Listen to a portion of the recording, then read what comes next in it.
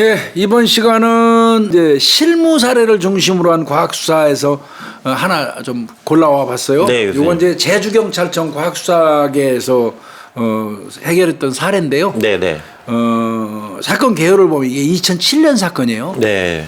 2007년 12월 4일 날 06시 20분이니까 아침이죠. 아침이네요. 제주 서귀포에 위치한 어떤 40대 남성의 집에 이제 그 신고한 사람이 찾아간 거예요. 지인이기 신고인이요? 때문에. 예. 갔더니 집안에 불이 꺼져 있고 네.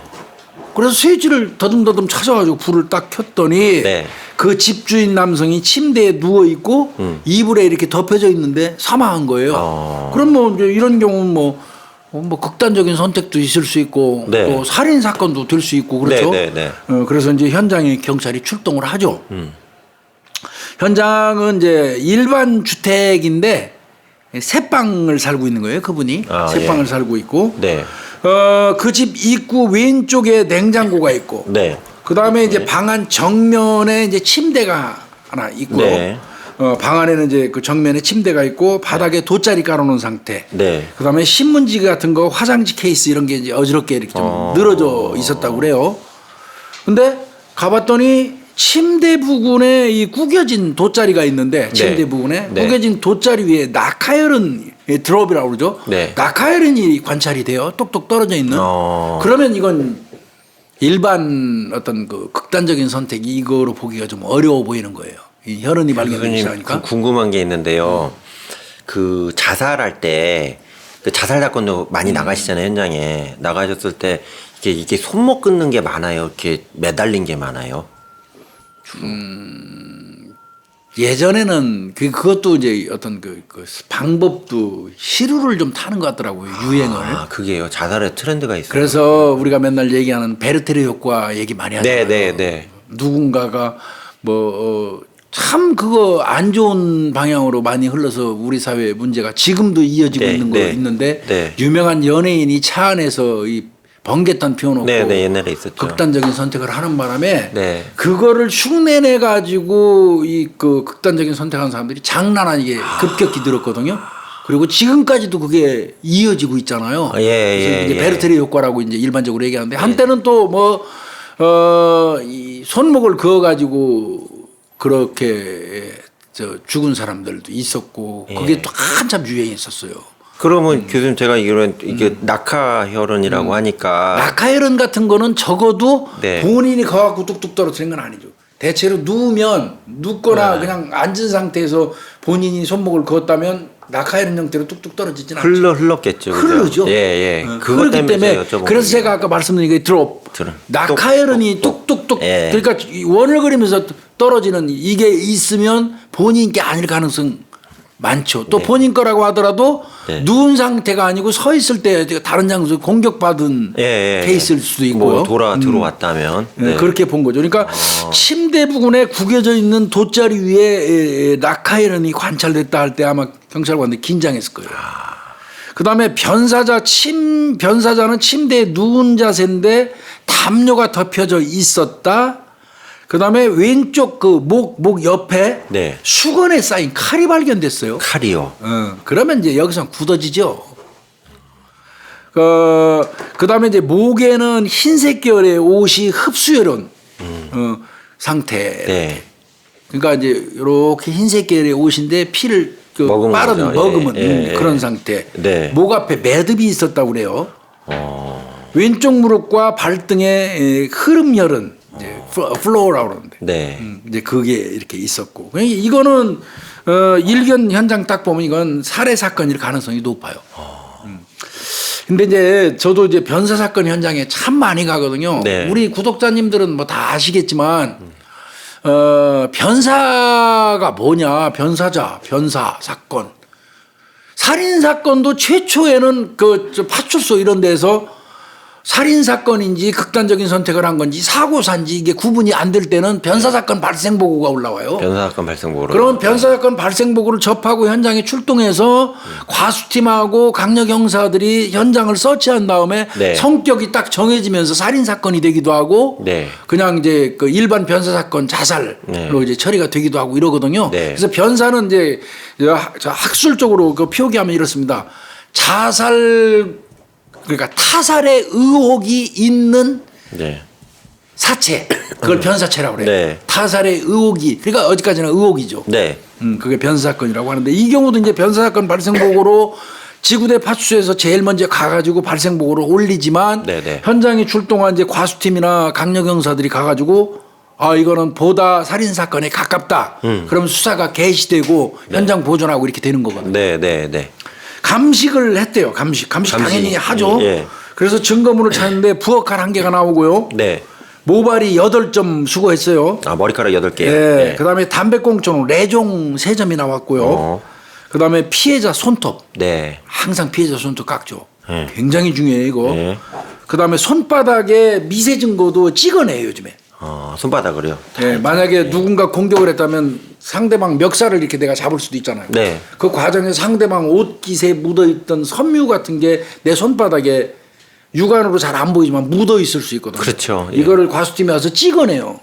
흡착제 같은 걸로. 네. 그래서 나중에 보면 이 올이 나와요.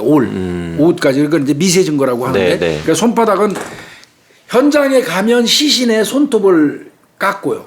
왜? 이제 긋거나 네, 살점이 나온다며요. 살점이 나올 수도 있으니까. 그러니까 손톱 깎고 그다음에 손바닥은 옛날 우리 때는 미세 증거가 발달이 안 돼갖고 손바닥 찍어내는 거 안 했어요. 예. 손톱만 열심히 깎았는데 네. 지금은 손바닥 다 찍는데요. 해야죠. 네. 그다음에 혈은 15점, 그다음에 피해자 모발 해가지고 국과수하고 경찰청에 긴급감정 의뢰를 한 거예요. 이 얘기는 바꿔서 얘기하면 아까 얘기한 것처럼 낙하혈흔이라든지 이런 것 때문에 이건 타살 사건으로 거의 성격을 규정한 것 같습니다. 교수님 또 질문이 있는데 긴급 감정 의뢰는 어떠한 절차로 주로 하시나요? 이거는 이제 일반적인 그냥 감정 의뢰 뭐 해주십시오 하고 뭐 밀봉해가지고 우편으로 이렇게 국과수나 이런 데 보내면 네. 그건 일반 감정 의뢰예요. 네. 시간이 여유가 있는 거예요. 그건 네. 천천히 순서대로 오는 대로 전국에서 엄청나게 올라올 거 아니에요. 그럼요. 그런데 긴급 감정 의뢰 같은 거는 살인 사건으로 추정된다. 이거는 긴급하게 해야죠. 여유를 두면서 감정할 수는 없잖아요. 그래서 네. 긴급 감정 의뢰 한다는 얘기는 근데 이제 긴급 감정 의뢰 한다고 내가 수사관이 아 나 이거 빨리 처리해야 되겠어. 그래서 긴급 감정 의뢰 한다고 긴급 감정 해주는 건 아니에요. 그 어떤 절차를 긴급 감정 의뢰를 할 만한 이유를 반드시 거기다 명기해야 돼요. 그럼 수사과장 하실 때도 이제 그걸 다 정리하셔야 그렇죠. 그러니까 되는 이 경우 과정이네요. 같은 경우는 낙하혈은 발견된 거, 목 네. 위 옆에 칼이 발견된 거, 네. 뭐 이런 거 등등 거 보다 타살 가능성이 많아 보이는 거를 반드시 표기를 해가지고 긴급 감정 의뢰를 해요. 그렇지 않고 그저 내가 빨리 하고 싶다고 거짓말로 긴급 감정 의뢰하면 안 되잖아요. 그 메커니즘 저 잘 몰라서 여쭤본 거예요. 근데 긴급 감정 의뢰는 그 상당히 까다로워요. 내용은요. 그 뒷받침하는 어떤 그 증거물 교수님 또 죄송한데 그리고 국가수에서 긴급 감정 의뢰가 와도 거부하는 경우도 있어요, 교수님. 그러니까 다 해줘요. 조금 전에 내가 얘기한 것처럼 네. 이거 긴급 아무리 봐도 긴급 감정 의뢰 아니거든. 네. 국가수에서 하루 이틀 장사예요. 아니에요. 그러니까 거기도 거기도 관공서네. 이 새끼들 지랄하는 이게 무슨 긴급 감정 의뢰감이야. 그런 경우에는 아무리 긴급 감정 의뢰 했어도 전화해봐야 뭐 이게 긴급 감정이냐고. 알아서 순서대로 해준다고 그러죠. 그러니까 긴급 감정 의뢰를 하려면 긴급 감정 의뢰를 할 만한 이유를 거기다 붙여줘야 되니까. 그거 없으면 뭐 누구나 다 긴급하게 하고 싶죠. 그러니까 저 그게 잘 몰라서 제가 여쭤본 거예요. 많이 말씀하시는데 이거 지금 여쭤보고 싶었거든요. 제 이해했습니다. 그러고 이제 바로 이제 검시 이제 하는데 검시는 제가 늘 말씀드리지만 두 가지 경우가 있어요. 네. 검사할 때 하는 검자에다가 네. 볼시자. 네. 검시는 두 가지 경우예요. 경찰관이 현장 나가서 보는 것도 검시예요. 네. 그 다음에 이제 의사가 또 이렇게 한번 보는 것도 검시예요. 네. 그런데 검시. 그러니까 1차 검시자는 경찰관이고요. 네. 2차 검시자는 의사가 되죠. 네, 네. 검시 소견만 나왔어요. 그러니까 부검 안 한 거야지. 왼쪽 목 부위에 찔림이 나타난 거예요. 이쪽에. 찔림. 네. 그 다음에 배인 상처도 있어요. 찌르고 벤 거예요. 그리고 예기로 추정된다. 얘기. 이건 살인 사건이죠. 볼 것도 네, 없이. 그러네요. 그다음에 이거는 이제 왜 그러냐면 목 부위에 피가 흡입돼 있는 상태에서 발견돼서 이걸 걷어보지 못한 거라. 네. 처음에 현장 나와서 못 건드리니까. 네. 그 검시의가 와야지 이제 이것도 밑에까지 까서 내려보고 이제 그 찔린 자국, 베인 자국도 발견하는 네, 거고요. 네. 그러니까 더 들 수밖에 없죠. 네. 그다음에 왼쪽 무릎하고 그 안쪽 양 손등 손가락 마디에 베인 상처. 이거 뭐겠습니까? 방어하다가 방언입니다. 있겠네요. 배인 상처 플러스 열상 까진 거. 그러니까 방어창으로 추정이 되는 거죠. 그러니까 이 검시를 했기 때문에 이제 나오는 거예요. 네. 처음에 가서 현장 보존할 때 아까 말씀드린 그런 내용 정도 갖고는 안 되고 네. 어느 정도 검시가 되고요. 이 얼굴하고 입술 주위에 피부 까짐이라든지 멍이 있다. 이건 바꿔서 얘기하면 다툼의 의심이 충분히 있다는 거예요. 그러네요. 예. 그다음에 양쪽 어깨를 벗겨서 보니까 멍이 좀 있어요. 외력으로 추정이 된 겁니다. 격투가 있었네요, 어쨌든. 네. 네. 이거는 이제 이 정도 되면 타살 가능성이 압도적으로 높죠. 그렇죠. 네. 예. 그다음에 얼굴에 우열이 왔어요. 우열이요. 우열이라는 건 피가 몰린 거예요. 벌겋게 얼굴에. 그 어떤 경우겠습니까? 한쪽으로 쏠려 있는 경우. 목 조른 거죠. 아, 졸른 경우예요. 이렇게 졸라가지고. 우열이 온 거죠. 그다음에 눈꺼풀을 까보니까 결막의 점출혈, 우리가 이른바 얘기하는 일혈점. 네, 네. 일혈점이 보이는 거. 이건 뭐예요? 질식사죠. 예, 질식이네요. 경부압박 질식사 같은 네. 거죠. 그러니까 이건 이거 볼 것도 없이 이건 살인 사건이다. 그럼 칼도 썼고 칼도 목도 쓰고 졸랐고. 목도 조르고 그런 걸로 보여요 지금. 예, 융합돼 보입니다. 네, 네, 그러네요. 그래서 사인을 추정해 보니까 이게 좌측에 목을 찔리고 베었고, 네. 그다음에 이제 경부자창에 의해서 피가 많이 쏟아져 내려오면 저혈량성 쇼크가 오죠. 그렇죠. 저혈량성 네. 쇼크. 거기다 얼굴에 우열이 있고 눈꺼풀에 점출혈이 있다? 이건 그 상태 또 누른 거야. 그렇죠. 그다음에 목에 봤더니 사큰이라고 합니다. 사큰. 끈 자국이 보여요. 그럼 교살입니다. 뭐 이렇게 여러 개예요, 그래. 그다음에 이제 반드시 누워 있는데 등 쪽에 시체 얼룩이 있다는 얘기는 자세가 이런 상태에서 죽은 거예요. 네.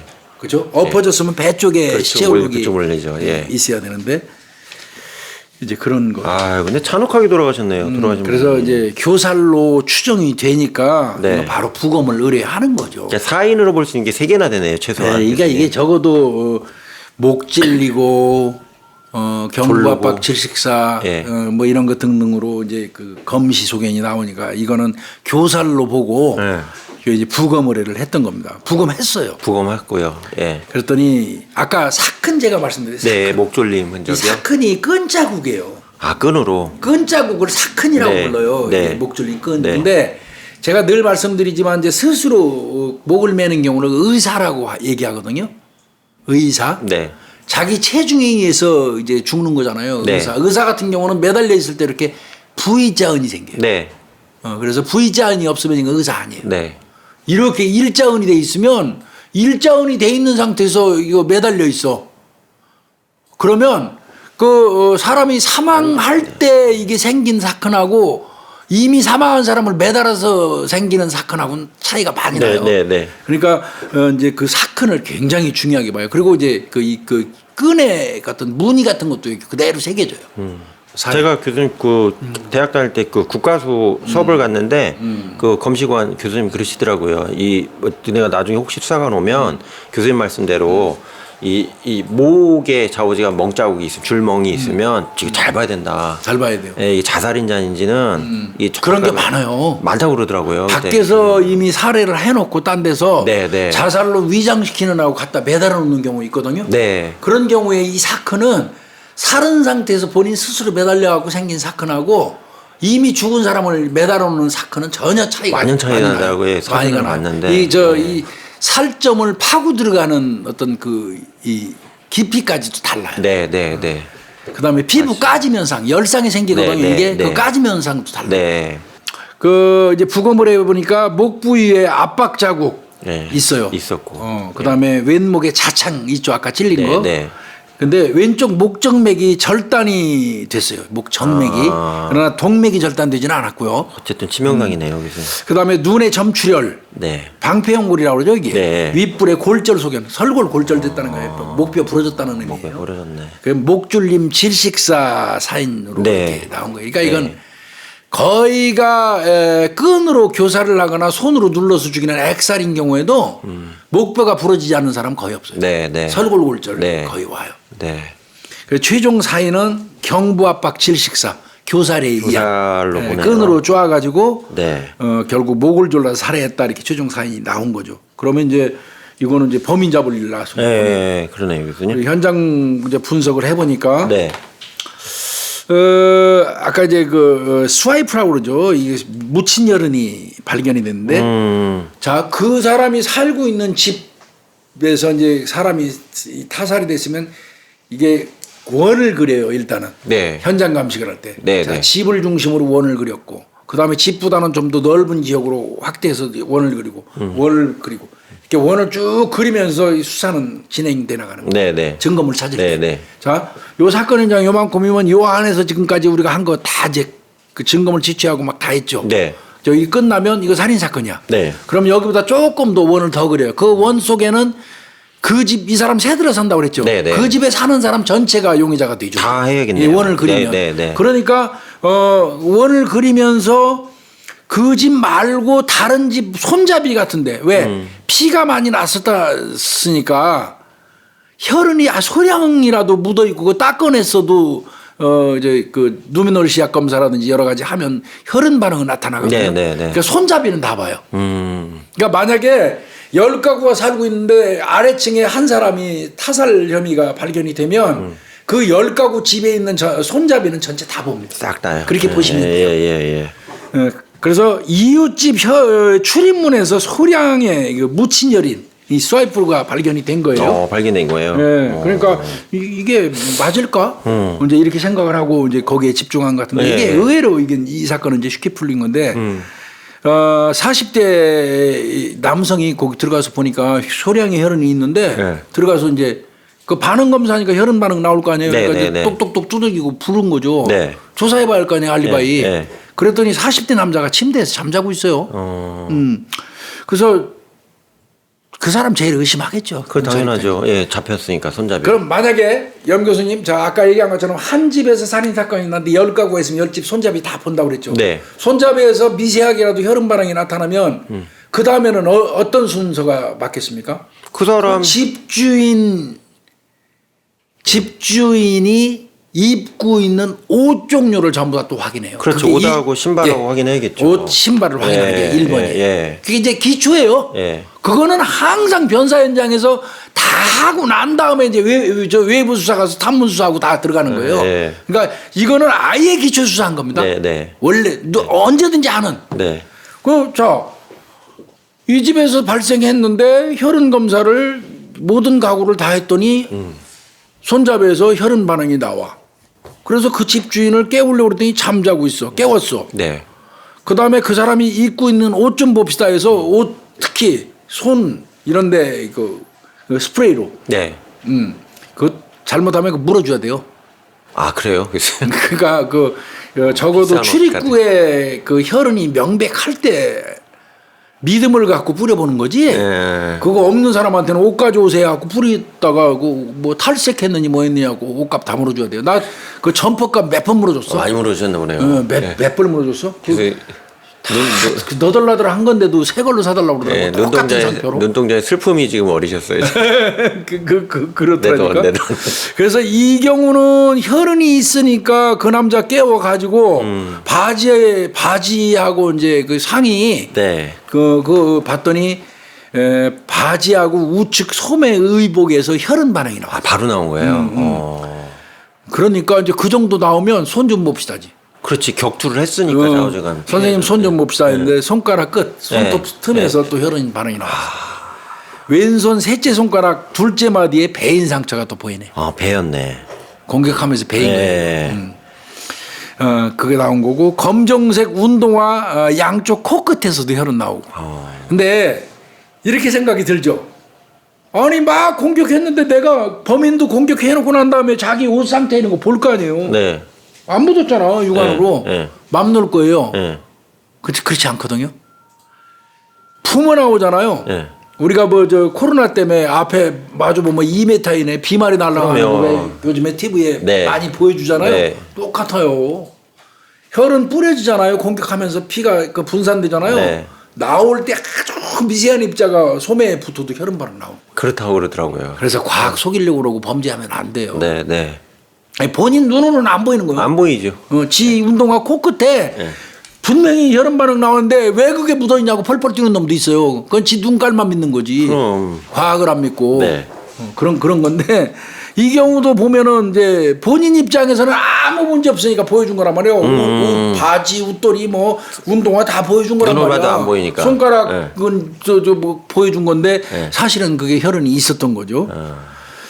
그 다음에 이제 양말하고 이 사람 그럼 이제 양말 침대 위에 휴지 뭉치가 이제 있는 거 혈흔이 또 보여요. 네. 닦은 거지 뭐야. 그래서 그거를 이제 DNA 감시 거래를 했어요. 그 다음에 이제 피해자 방바닥에서 족적을 한 3개 정도 채취해서 문양을 가지고 있었는데 나왔어요, 운동화 찾아서 보니까 문양이 일체예요. 운동화는 완벽하네. 아주 구석에 그 신발장이 있는데 신발 뒤편에다 던져놨더라는 거예요. 근데 형사들 바보 아니거든요. 이게 잡아 당겨보거든요. 네. 이게 그 범인들이 그런 어리석은 짓을 하더라고. 아이고 자기 딴에는 잘 숨긴다고 훔친 돈을 네. 검정 비닐봉지에 넣어가지고 네. 그 화장실 변기 내려가는 데다가 이제 이렇게 놔요. 누르면 꾸르륵 하고 나가는 그 변기 그 통 있잖아요. 네. 거기는 필수예요 경찰한테가. 물통이요, 수통, 수조. 거기다 숨겨놓고 없다고 오리발 막 내미는 경우도 있어요. 이제 우린 찾아갖고 온 다음에 저쪽에 놔두고 변기 좀 가자고. 아유 가. 저 변기 저거 좀 열어보라 그러면 막 안 열어 끝까지. 이미 우리는 꺼내놨는데도. 네. 열으라고 거기도 한번 보자고. 할 수 없이 딱 열고 보니까 오메 없거든. 네. 그냥 희색이 만면해가지고. 그거 테스트 하시는 거예요? 보라고 말이 없다고 그러면 이제 슬그머니 갖고 있다. 이거는 우리가 금방 거기서 건진 건데. 어떻게? 여기 그러면 오리발 왜 못 내미냐면 그 안에 잠겨있던 물하고 여기 묻은 물은 또 같은 그 동일 분량으로 얼마든지 확인이 가능하니까. 네. 이게 저 고인물 속에 있는 그거는 오염이 돼 있어갖고 미생물이 달라요. 네, 그렇다고 그러더라고요. 그러면 그냥 찍소리 못하죠. 거기서부터 이제 기선제 앞에 갖고 끌고 가면 졸졸이 나와요. 그럼 교수님 그 변기 수조 말고 또 희한한 데 감춘 건 뭐 있었어요? 기억나시는 게? 그 물 내려가는 데 있죠. 네. 그 화장실에도 밑에 물 내려가는 이게 있죠. 네. 그 물 내려가는 그 얼기설기한 요 돼 있잖아요. 네. 물 네. 걸르는데 네. 거기를 이렇게 열어보니까 그 아주 질긴 나이롱 실이 딱 붙어 있어. 나이롱 실이? 그래서 그 실을 이렇게 당겨 보니까 네. 거기 검정 비닐봉지 해가지고 금반지 한 10돈이 까만 거 딱 쌓여가지고 은박지로 한번 싸고 까만 봉지로 싸가지고 꽁꽁 묶어서 이렇게 매달아 놨더라. 하수구 안에다가. 하수구 안으로 한창. 그러니까 물이 내려가도 막히지 않을 정도의 요 정도 규모. 10돈 해봐야 뭐 요 정도밖에 안 되는데 그런 경우도 있어요. 뭐는 그 좋은 머리 열심히 살지. 아유. 그러니까 그리고 시비 거는 놈도 왔어. 네? 훔친 물건을 자기 안에 뭐 브레이저나 팬티 이런 사물함 속에 넣어놓고 가서 현장 가가지고 이제 형사들이 그걸 뒤지니까 여자 속옷 뒤진다고 진정한다고 난리 쳤는데 그럴수록 우리는 더 보죠. 그럴 수 있겠네요. 근데 이제 형사들이 이제 우리처럼 뭐 노련한 사람들은 막 이렇게 던져서 보는데 총각 형사들은 여자 속옷이 좀 불편해요. 네. 요렇게 집어. 어떻게? 야 괜찮아 덥석덥석 집어 그런데 아니요 이렇게 참 어떡하냐. 순진한 형사들이죠. 자 최종 변론은 이 사건은 피의자는 피해자의 소개로 방을 얻어서 그 옆방에 거주를 했대요. 피의자는 피해자의 소개로. 피해자하고 안다는 얘기죠. 아는 피해자가 사이네요? 소개해서 피해자가 살고 있는 집 그 옆에 방을 얻은 거예요. 네. 그 가까운 사이인 거예요. 그런데 이놈이 방세를 계속 못 내는 거야. 일을 안 그러면 하니까. 소개한 사람 입장에서는 집주인이 잔소리 엄청할 거 아니야. 네가 소개한 놈이 지금 집세를 계속 안 내니까 죽겠다. 그 짜증이 나 있는 거예요. 이제 피해자 죽은 사람 입장에서는. 네. 그러다가 2007년 12월 3일 날 밤 9시경이에요. 네. 12월 3일 날. 네. 아마 이제 그 사람도 알고 뭐 같이 아는 사람들 일행이 한 6명 가까이 이렇게 모인 모양이에요. 모여가지고 이제 술 한잔 하거나 이제 그러던 중인데 그 6명이 보는 데서 면박을 줬어요. 너 왜 세안 죽은 사람이. 야, 너 집세도 안 내고 집주인은 나한테 너 속였다고 난리치고 너 이 새끼야 똑바로 살아. 응? 그렇게 이제 잔소리를 한 거예요. 쉽게 얘기해서. 그러면 이거 항상 조심해야 된다고 제가 늘 말씀드리지만 중할 말이 있어도 여러 사람이 보는 데서 면박 주는 거는 감정 살 수 있는 요소 중에 1번이에요. 그게 옳은 얘기예요. 제가 32년 동안 형사하면서 곰곰이 생각을 해보면 그냥 넘어갈 수 있는 것도 여러 사람이 있는 데서 면박 줘가지고 문제가 된 경우가 굉장히 많았어요. 이 경우도 비슷한 것 같습니다. 여러 사람 6명이 있는 데서 이제 그 면박을 줬고요. 그러니까 뭐 사람 많은 데서 그러냐고 이제 그 대들었겠지. 근데 발길을 한번 또 찼어 피해자가 정강이를. 근데 그때는 이제 그렇게 끝났어 여러 사람이 말리니까. 네, 네. 그러고 귀가를 했는데 곰곰이 생각하니까 분한 거야. 여러 사람 인데서 어떻게 보면 폭행하고 네, 망신 주고 네. 이거 안 되겠다 이 새끼 내가. 이래가지고 본인의 식기 보관함에 있던 부엌칼 네. 날 길이가 한 16cm 정도 된다고 그래요. 상당히 큰 거예요. 네. 그걸 들고 나와서 그냥 피해자 목 2번 정도 찌른 거고요. 아까 얘기한 것처럼 가슴도 3번 찔렀어요. 어떡하냐. 그러고 옷으로 목을 조른 겁니다. 이 흡입돼 있던 옷으로 쪼은 거예요. 그래서 살해를 한 겁니다. 어떻게? 이거는 어떻게 보면 사건은 그냥 금방 푸른 거예요. 근데 이제 오늘 내가 강조하고 싶은 거는 네. 이제 살인 사건이 발생하면 그동안 우리가 설명하는 건 쫙 막 나가서 참본 CCTV로 막 바로 가는데 네. 기초 수사에 관한 거를 오늘 좀 말씀드리고 싶었던 거예요. 과학 수사에서 빨리 잡았네요. 섹타가 그 어떤 범위에서 범죄가 발생하면 이 범위를 이렇게 원을 그리면서 늘려간다. 네. 그래서 길게는 범죄가 발생한 장소에서부터 원을 그리면서 1km까지 1km까지 넓히는 경우도 있어요. 그래서 그 1km 내에 들어있는 골목길에 있는 전신주 밑에 있는 뭐 똥, 담배꽁초, 금, 씹던 껌 뭐 이런 거를 전부 수거해서 어떤 데는 아주 그냥 사무실에서 똥 냄새, 지린내가 진동을 하는 경우도 많아요. 그렇죠. 근데 형사들은 그냥 그 냄새마저도 그 마스크 쓰고 안 맡으면 안 돼요. 왜? 냄새도 과학수사입니다. 그럼요. 예.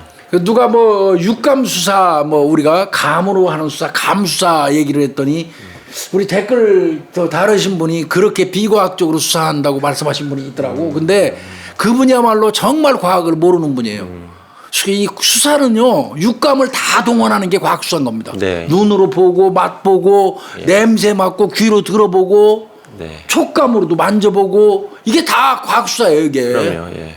그래서 원을 그리면서 쭉 해서 넓혀가면서 거기에 떨어져 있는 담배꽁초 이제 심지어는 어떤 경우는 그 우리가 뭐 옛날에 방송도 했지만 전봇대 밑에 똥이 이렇게 오롯이 똥이 이렇게 놓여 있어요. 다만 그 똥도 이제 범행 시점을 기준으로 해서 최근에 싼 똥, 이거 몇 시간 전에 싼 똥이라면 반드시 찍어와야 돼요. 네. 유전자 나오니까. 똥에서도 다 저거 나오니까. 근데 그게 또 오래전에 싼 똥 같으면 그거 억지로 파내면 안 되겠죠. 그 심지어는 그래서 이렇게 원을 그리면서 담배꽁초, 뭐 똥, 가래침 뱉어놓으면 가래침도 찍어오고요. 뭐 이게 과학수사라는 거예요. 어쩔 수 없죠. 생체 정보가 중요하니까. 굉장히 중요해요. 뭐 저 어떤 경우는 똥은 그 앞집에 똥을 쌌는데 앞집에 있는 사람이 똥 냄새 나니까 자기네 마당하고 근접해 있으니까 갖다 욕을 하면서 똥 치우고 물로 싹싹 씻어서 똥은 사라졌어요. 어떻게? 근데 닦은 휴지 똥 닦은 휴지 있잖아요. 그거는 그 현장에서 날려가지고 한 20-30m 정도 되는 데가 있는데 울타리 같은데 그게 똥 묻은 휴지가 있었어요. 그거를 우리 형사가 수거해가지고 와서 거기에서 이제 DNA 찾았어요. 이야, 대단하다. 그런데 이제 똥 닦은 휴지가 있으면 똥을 찾아야 되잖아. 똥 무대기를. 근데 그걸 못 찾으니까 이게 어떻게 된 거지 했는데 탐문하다 보니까 닦은 적이 있다는 거예요. 자기가 다 치우고 욕을 하면서 물로 싹싹 씻었대. 호스로 뿌려서. 그러면 거기 똥 싼 거 맞아. 그래가지고 범인 잡은 적도 있어요. 아유, 참. 어떻게 보면 오늘 저 새해 벽두부터 똥 얘기해서 죄송한데요. 똥도 훌륭한 증거물이다. 근데 뭐 엄밀히 얘기하면 똥 안 싸고 사는 사람 어디 있어요? 한국 사람은 이빨에 고춧가루 안 끼면 한국 사람 아니에요. 그럼요. 그런 것처럼요. 그래서 이 사건에서 교수님이 보는 그 최고의 잘한 점 몇 가지만 좀. 일단은 현장 훼손을 딱 그 방지해서 현장 보존을 딱 보존한 잘했고요. 거. 그다음에 이제 아까 말씀드린 것처럼 광범위하게 현장과 현장 주변을 넓혀가면서 하는 과정에서 너무 쉽게 나왔지만 이웃집에서 혈흔 신속하게 하니까 그렇게 나온 거죠. 신속하니까 가능했던 거예요. 그래서 그다음에 족적도 찾았고요. 근데 이제 족적은요 제일 먼저 하는 거는 현장에 들어가서 족적이 이렇게 찍혀 있잖아요. 그 족적을 뜨기 전에 사진 촬영부터 해요. 그리고 족적 뜨는 작업을 해요. 그다음에 강력팀, 과수팀, 이제 뭐 지방청 과수팀까지. 요즘에는 무슨 그 살인 사건이 발생하면 경찰서 자체 내 과학수사팀만 나가는 게 아니에요. 바로 저 지방청에다가 협조하고 지방청 과수팀까지 와서 같이 공조해요. 그런 부분을 참 빨리 동원했다는 거고요. 네. 그 좀 아쉬운 부분은 또 뭐가 있어요? 이게 아까 그 목에 감겨 있던 그 흰색 계열의 흡수혈흔 상태 옷이 있었잖아요. 네, 네. 그거를 잘랐어. 그대로 뒤집어서 이렇게 봤어야 하는데 부검 검시한다고 이걸 잘라버려서 어떻게 보면 훼손이 된 거죠. 근데 그런 부분이 이 이제 문제 있어요. 왜 그러냐면 그게 옷으로 쫙기 때문에 네. 그게 범행 도구였거든. 엄밀히. 그러네요. 예, 그게 보면 그런 이제 아쉬운 부분이 있었는데 이 사건은 뭐 생각보다 그렇게 해서 쉽게 바로 제주청에서 해결을 했기 때문에 요거는 정말 과학수사 잘했다. 이런 생각이 좀 드는 거예요. 그래서 이웃 간 살인 사건이라고 하는데 제주청 과수계에서 이거 실무 사례를 중심으로 한 과학수사 해가지고 이제 경찰청에서 나오는 그 경연대회 내 가지고 입상했던 살해 사건이기 때문에 빨리 잡으셨네요. 그리고 어쨌든 그래서 오늘은 뭐 그렇게 뭐 난해하고 복잡한 과학수사는 아니지만 과학수사의 어떤 기초 네. 오늘 뭐 저 연초니까 네. 그 기초부터 좀 이렇게 풀어드린다는 개념으로 이걸 네. 아우 저 잘 배웠습니다. 교수님. 네. 예, 오늘 과학수사는 뭐 이 정도에서 마치죠. 네, 고생하셨습니다. 예.